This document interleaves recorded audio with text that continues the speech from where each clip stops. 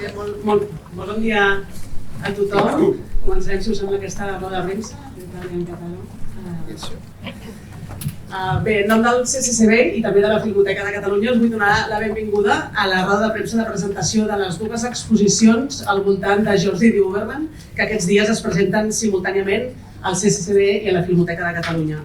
L'exposició del CCCB porta per títol En l'aire commogut, imatge, emoció i utopia i està comissariada pel propi George D. Uberman, a qui vull agrair-li molt sincerament i molt personalment la inspiració, la generositat i la col·laboració d'aquests darrers anys. Aquesta és una exposició coproduïda amb el Museu Reina Sofia de Madrid i vull agrair-li molt sincerament també al Manuel Segarra, el seu director, que hagi volgut i que hagi pogut acompanyar-nos avui presencialment. Vull agrair-li la seva determinació i bona predisposició sempre a col·laborar amb el CCCB. I dono també la benvinguda molt sincera al Pablo Laparra, el director de la Filmoteca de Catalunya, on divendres s'inaugura l'exposició George D. Uberman, el taller del filòsof que ha comissariat la Lucía Montes. Benvinguda també, Lucía. Aquesta és la segona gran col·laboració que fem amb la Filmoteca de Catalunya en aquests passats anys, després de la gran experiència del programa conjunt sobre Agnès Varda, des de la convicció que tenim les dues institucions que treballar junts des de la complementarietat ens permet fer programes més ambiciosos i enriquir i reforçar la vida cultural de la ciutat de Barcelona i molt en particular del barri del Raval. La suma de les dues exposicions vol retre un homenatge a George D. Uberman, un dels pensadors més influents del present, un humanista en aquests temps de deshumanització. Filòsof i historiador de l'art, D. Uberman és el gran teòric de la cultura visual, un autor prolífic amb més de 60 obres publicades i un intel·lectual de referència que ha marcat profundament creadors de totes les disciplines i creadors de totes les generacions. Amb aquestes dues exposicions i els programes que les acompanyen, Barcelona presenta aquesta particular constel·lació D. Uberman per fer servir l'expressió de David Warburg, un dels seus grans referents intel·lectuals. L'exposició del CCCB és un assaig molt personal de D. Uberman, que ell us explicarà en detall seguidament, un recorregut a través del seu univers filosòfic i artístic que convida a reflexionar sobre el potencial utòpic de les imatges i de les emocions. És una invitació que ens sembla particularment pertinent en el context actual de proliferació il·limitada d'imatges, també de transformació i de disrupció de la intel·ligència artificial en la producció de la cultura visual i també en el context actual d'exacerbació emocional de la vida pública que sovint ens fa oblidar, com diu D. Uberman, que les emocions són moviments interiors que ens vinculen o ens haurien de vincular èticament amb els altres. Aquest també és un projecte que vol ser un homenatge a Federico García Lorca. El títol prové d'un vers del Romance de la Luna Luna, el primer poema del romancero gitano, En el aire conmovido, i a través del concepte del duende, que és aquesta força ancestral que ens connecta amb els altres a través de la força de l'emoció de l'art, D. Uberman connecta o fa dialogar amb García Lorca, amb Goethe, amb Nietzsche i amb tota una tradició europea que també inclou Pasolini, Goya i Joan Miró. Inspirant-se en el poeta romàntic alemany Friedrich Hölderlin, D. Uberman es pregunta quin hauria de ser o quin pot ser el rol dels poetes en temps de malestar. Una pregunta que també ressona molt i que també ens sembla molt pertinent en el context actual, com pertinent ens sembla també reivindicar i fer un homenatge a García Lorca l'any que aquest país commemora el 50è aniversari de la mort de Franco. Amb aquesta exposició, el CCCB, amb D. Uberman, vol reivindicar la bellesa i la poesia com a antídots per fer front a l'horror del món i també al pensament i la imaginació crítica que reafirma el CCCB com a espai de pensament en aquesta tradició europea de la qual D. Uberman és un protagonista molt important. Aquesta exposició anirà acompanyada, com sempre, d'una important programació pública que bàsicament es concentrarà al voltant de dos cursos que hem organitzat conjuntament amb l'Institut d'Humanitats de Barcelona, el primer del qual ha estat dirigit per Marta Gili, una vella col·laboradora i amiga de George D. Uberman que en aquests moments està a Barcelona, un curs que porta per títol Imaginació crítica, poètica i política de les imatges.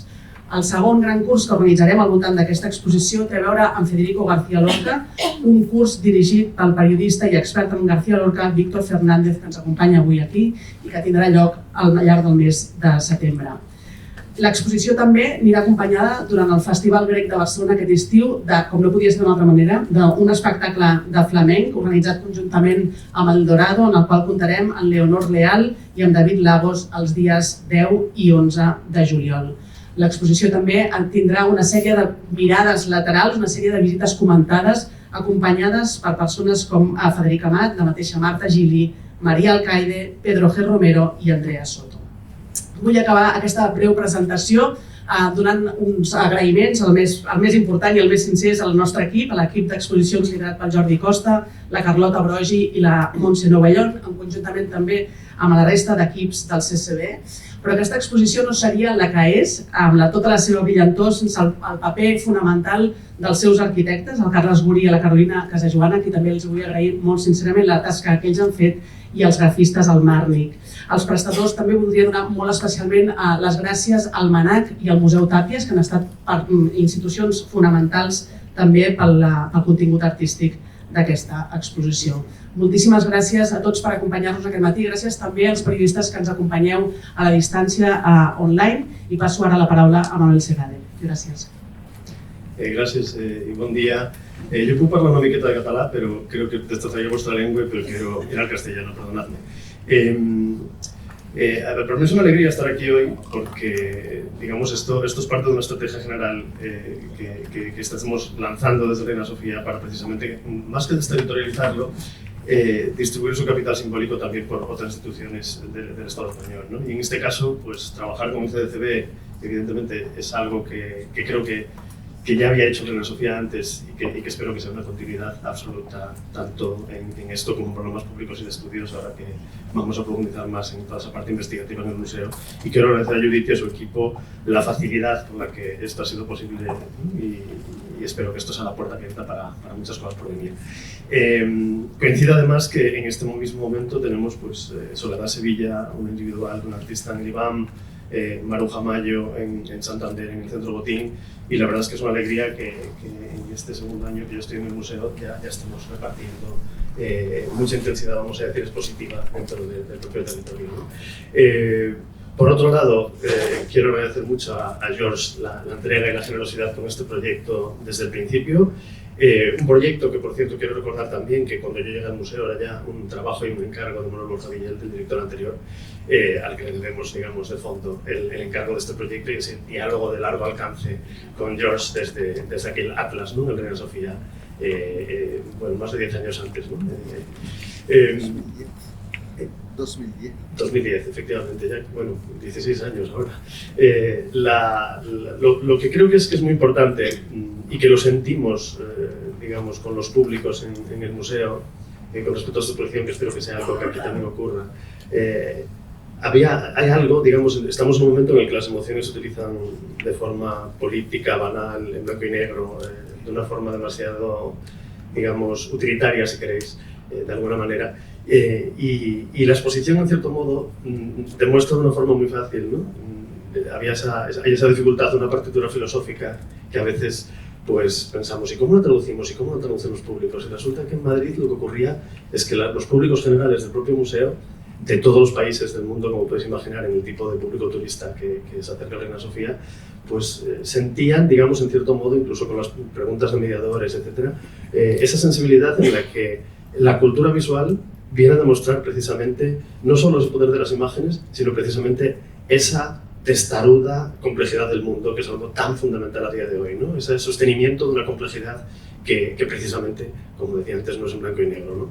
Con lo cual, George, muchas gracias por esa sensibilidad y por esa capacidad, y efectivamente me hace mucha ilusión también que hayáis conseguido algo que nosotros no conseguimos por el destiempo con el Círculo de Bellas Artes en Madrid. Digamos, en Madrid tuvimos un año de Diverman, ¿no?, extendido entre muchas instituciones, y aquí habéis conseguido sumarlas todas en un mismo momento temporal, que creo que también es una alegría para los públicos de Barcelona. Con lo cual, gracias y enhorabuena.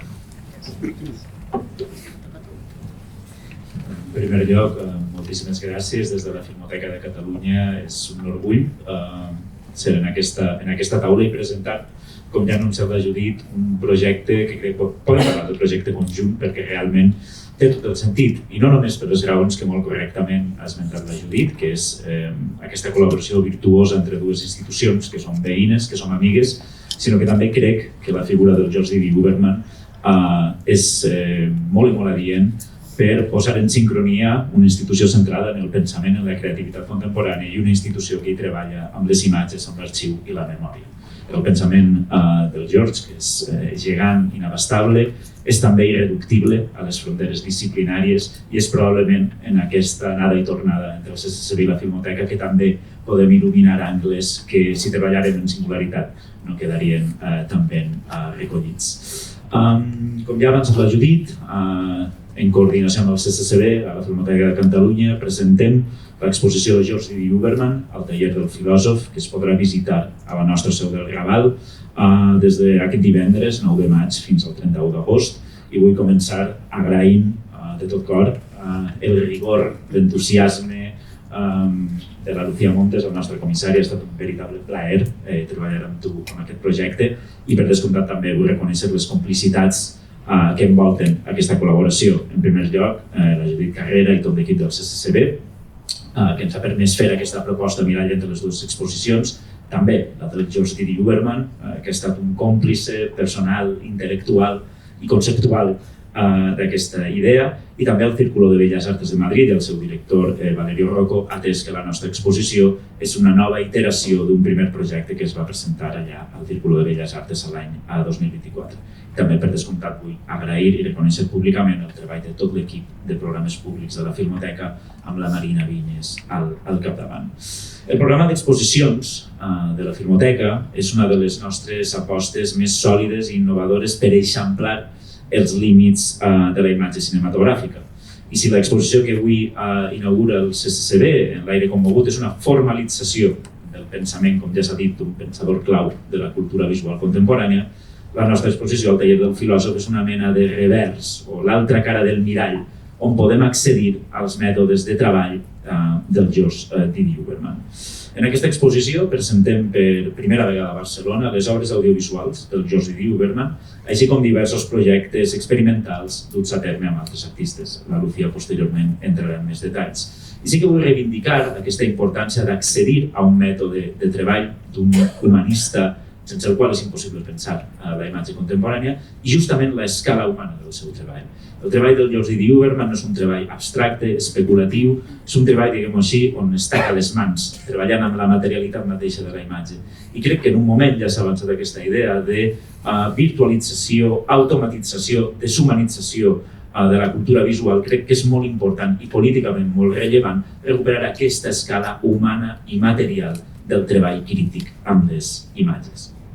De forma molt ràpida, us informo, teniu tot el dossier de premsa que s'ha lliurat a l'entrada. Hi ha un programa públic que acompanyarà la nostra exposició. Començarem, com dic, aquest divendres 9 de maig amb una conferència a càrrec del D. Huberman mateix, titulada Desplaçar veure, seguida d'una conversa amb la Lucía Montes. Hem també programat 2 visites guiades a la nostra exposició amb la historiadora de l'art Lídia Mateo Leivas i la mateixa Lucía, i una sessió de lectura a la nostra biblioteca del cinema. Però davant de tot vull posar l'accent i cridar la vostra atenció en el cicle de pel·lícules que acolliran les nostres sales al llarg del mes de maig i mes de juny, que hem titulat Filmoteca George D. Huberman, i que crec que d'una manera molt evocadora i molt suggeridora fa palesa aquest viatge d'anada i tornada entre el CCCB i la Filmoteca. Hem pres com a motor de la programació d'aquest cicle els 7 àmbits, els 7 conceptes clau que organitzen l'exposició del CCCB, i a partir de cadascun d'aquests 7 conceptes hem creat 7 sessions que dialoguen amb pel·lícules de totes les èpoques i de diferents latituds. Cadascuna de les sessions dialoga amb una veu convidada, entre les quals hi ha la cantant Mariola Membrives, que obrirà el cicle aquest 15 de maig vinent, la setmana vinent, pensadores com la Paula Cúfero o Max Hidalgo i cineastes com la Maria Corcouta o la Diana Toucero. I amb aquesta idea d'anada i tornada des del CCCB crec que és molt engrescador convidar-vos realment a trobar els vostres propis camins i a fer una cosa que és molt estimada i molt pròpia del pensament del George D. Huberman, que és dibuixar constel·lacions inesperades entre elements diferents, que és una mica la proposta que us fem entre les dues institucions. Moltes gràcies. Gràcies, Pablo. I la Mara.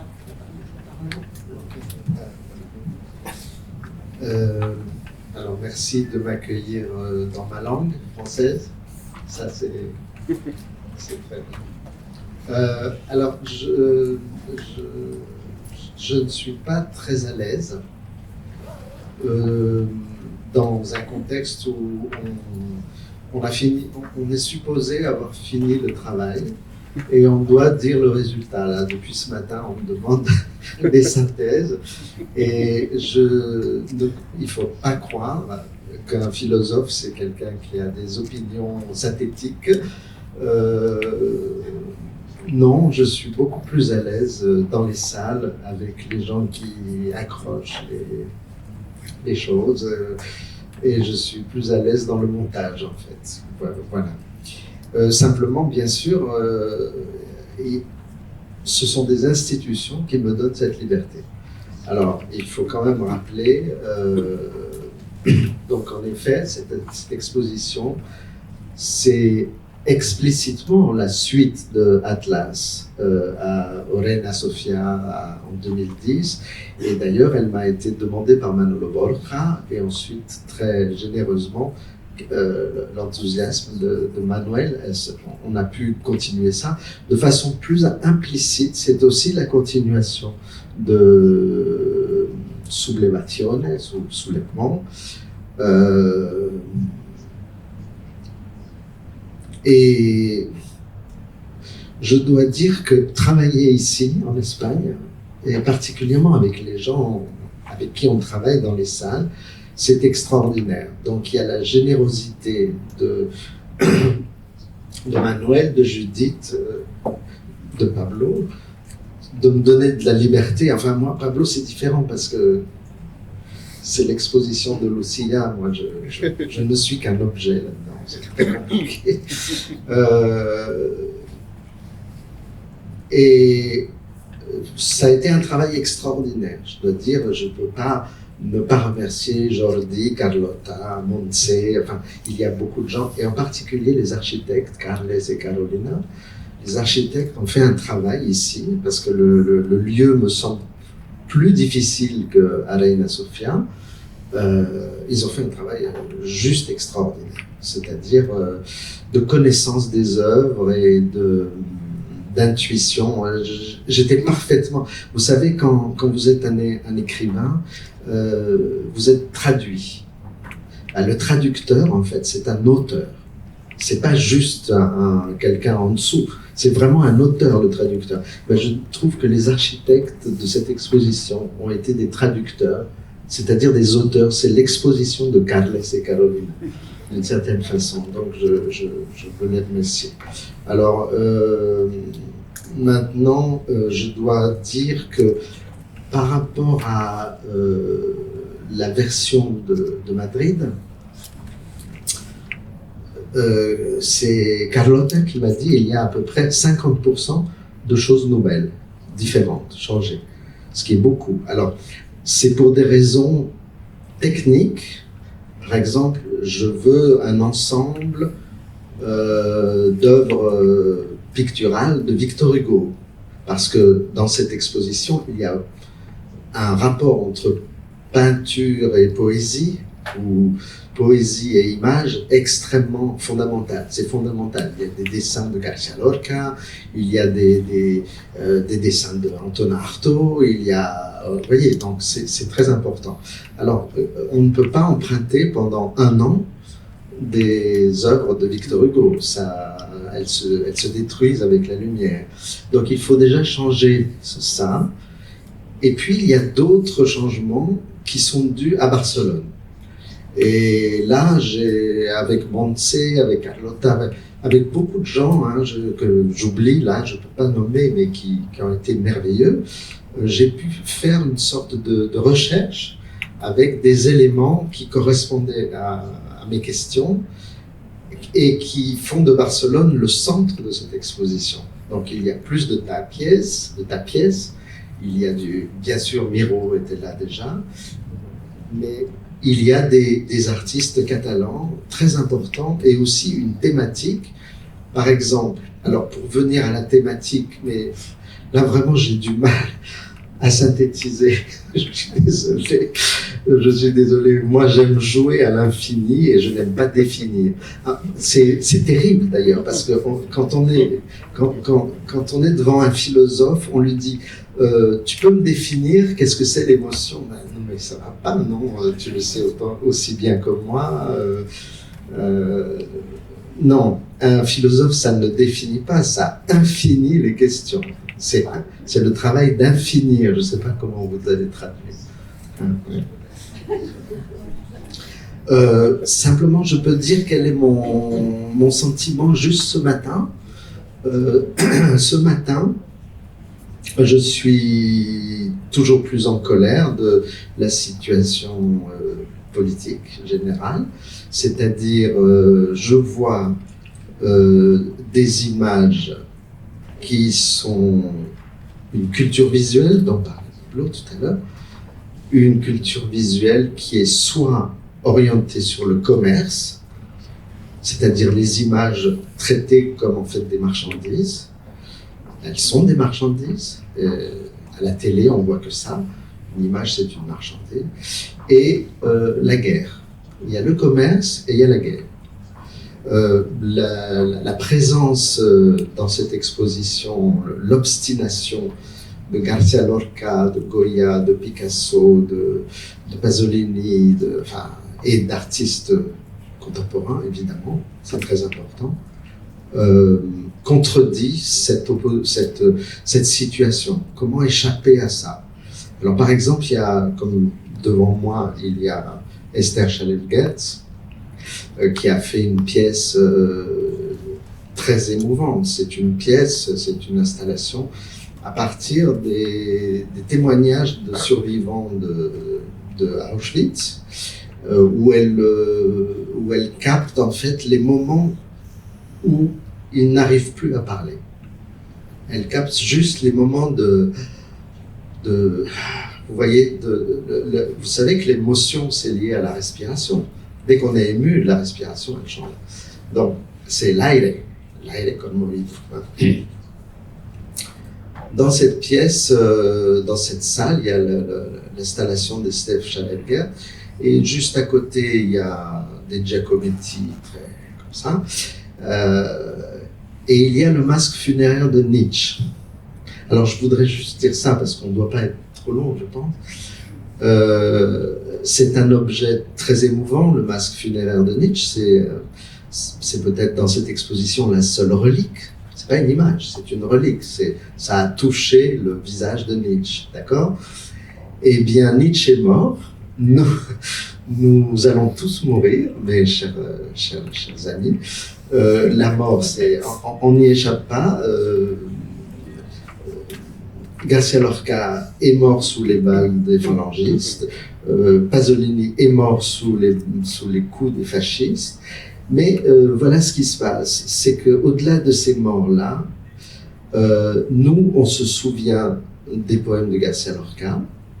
Personnellement, j'ai aucun souvenir d'un discours de Franco, mais je me souviens de poèmes de García Lorca. Et Nietzsche, il est là avec sa dépouille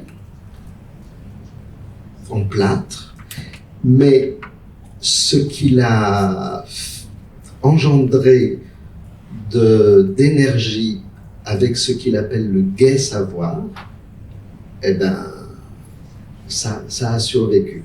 C'est ça la survivance. Je pense que c'est une exposition sur la survivance du jeu, de l'enfance, de la joie politique, malgré tout, c'est-à-dire malgré ce que j'ai dit tout à l'heure. Voilà. Merci beaucoup, Georges. On va continuer après pendant la visite de l'exposición. Passam ara la paraula a Lucía Montes. Bueno, buenos días a todas y a todos. Muchas gracias por esta acogida que nos ha hecho la Filmoteca a este proyecto expositivo en el Taller del Filósofo que se produjo el año pasado en el Círculo de Bellas Artes, donde en 2018 le fue concedida a Jordi Huberman la medalla de oro. Quería transmitiros también la acogida y el cariño de Valerio Rocco, el director del Círculo, que no ha podido acompañarnos hoy, pero sí estará el viernes en la inauguración de la exposición. Y creo que todos ellos han contado cosas interesantes y vinculadas con la exposición, ¿no? Por un lado, esta idea de, creo que es una oportunidad única, gracias a la convergencia entre dos instituciones como el CCCB y Filmoteca de Cataluña, para conocer de una manera amplia y extendida el pensamiento de una figura tan importante como Jordi Duberman, ¿no? ¿Por qué? Porque por un lado tenemos un ejercicio poético, filosófico, con las imágenes en acto. Tenemos un catálogo enorme que ha salido, maravilloso, con un ensayo fascinante que debéis leer todos, y además tenemos la parte de la cocina, del taller, de donde podemos ver cómo se crea ese trabajo, ¿no? Como George siempre ha dicho, el pensamiento no es un resultado, sino que es una actividad que no cesa, ¿no? Es un trabajo diario, constante, constituido por rutinas que él lleva perfeccionando desde muy joven, ¿no? Esto es una cosa bastante curiosa. Y en la exposición, en el taller del filósofo, podemos ver, por un lado, esta actividad de lectura, de escritura de fichas, de montaje de fichas previas a la acción de la escritura. Podemos ver también la parte final con un elemento que ha sido introducido en esta itinerancia gracias también al propio espacio de la sala de Filmoteca y a la gran importancia que en Filmoteca tiene la propia biblioteca, que es un espacio de trabajo con los libros resultantes de toda esa actividad. Pero por otro lado también hay otra idea fundamental en la idea de taller, que es que una obra, que debemos preguntarnos qué es, ¿no? Una obra filosófica de un autor como Jordi Duberman.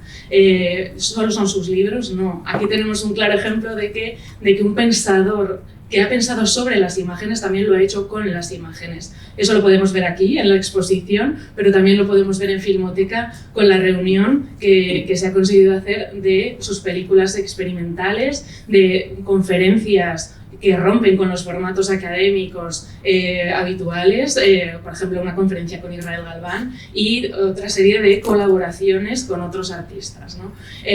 Hay una importancia hay una presencia muy grande de las imágenes que él ha tomado para poder pensar a lo largo de su pensamiento, y hay gracias a la colaboración del IMEC, que he visto a Natalie aquí, pudimos crear una de las piezas exprofeso para la exposición, la obra Diapoteca de Arno Giesinger, un artista austríaco radicado en París, donde activamos el archivo de imágenes de diapositivas que hoy en día George ya no usa, ¿no? Os invito también a la conferencia que va a dar George el viernes, donde nos va a hablar justamente de una parte de su archivo visual que no forma parte de la institución, que es la parte de las imágenes digitales que él comenzó a hacer a partir del año 2000. Entonces, finalmente quería mencionar a los artistas que forman parte de la exposición. Eran 8 piezas de los artistas Henri Heguet y Arno Giesinger. Estas 2 piezas fueron producidas por el Círculo de Bellas Artes para la exposición. Después tenemos 2 otras películas realizadas por el propio Jordi Duberman, una película realizada junto a Alain Fleischer, la conferencia junto a Israel Galván, que fue registrada por la asociación Artistes et Associés, una película realizada por George en los años 80 junto a Jean-André Fieschi sobre la histeria, que os invito a ver, y por último la película Revolver del cineasta brasileño Frederico Benavides. A estas 8 películas que ya se pudieron ver en el Círculo de Bellas Artes hemos añadido una nueva de Eduardo Jorge de Oliveira, que justamente se titula Alegría pública, alegría política, y donde George, desde su lugar de trabajo, desde su taller del filósofo, y Sueli Rodnik, otra pensadora brasileña, desde su propio lugar y espacio de trabajo, hablan justo de la alegría como fórmula para la crítica y para para seguir pensando en la esperanza.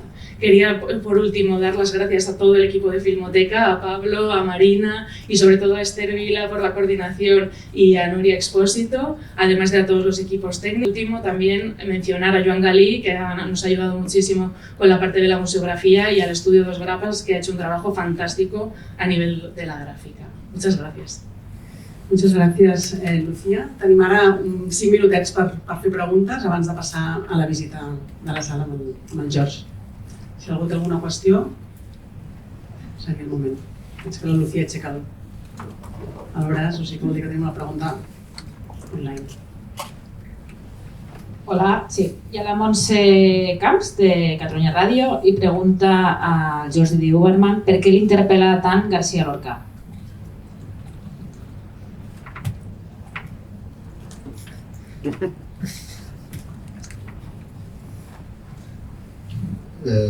Et vous?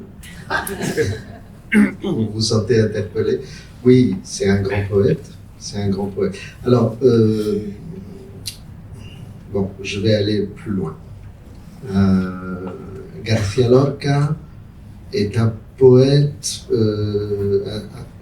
justement, je le mets très proche de Pasolini, dans la mesure où c'est un poète qui s'intéresse à l'innocence. Voilà. De plus, sa poésie a une puissance visuelle extraordinaire. Ce n'est pas un hasard si García Lorca, c'est un très grand dessinateur également. Donc il y a plusieurs œuvres de García Lorca accrochées au mur. Et lorsqu'il dit que le petit garçon gitan regarde la lune, il ne dit pas « il regarde la lune ».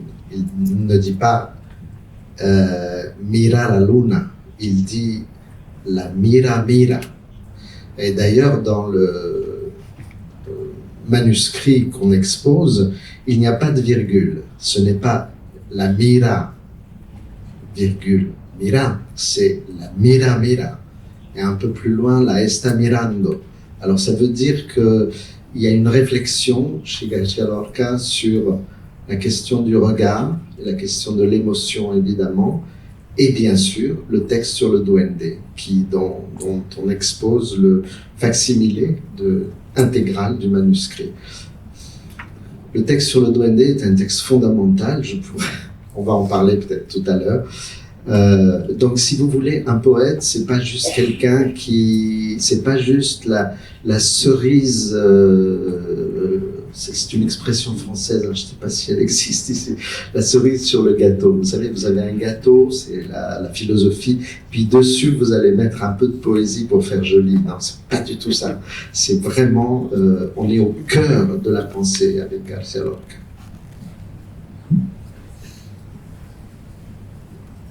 Una altra pregunta?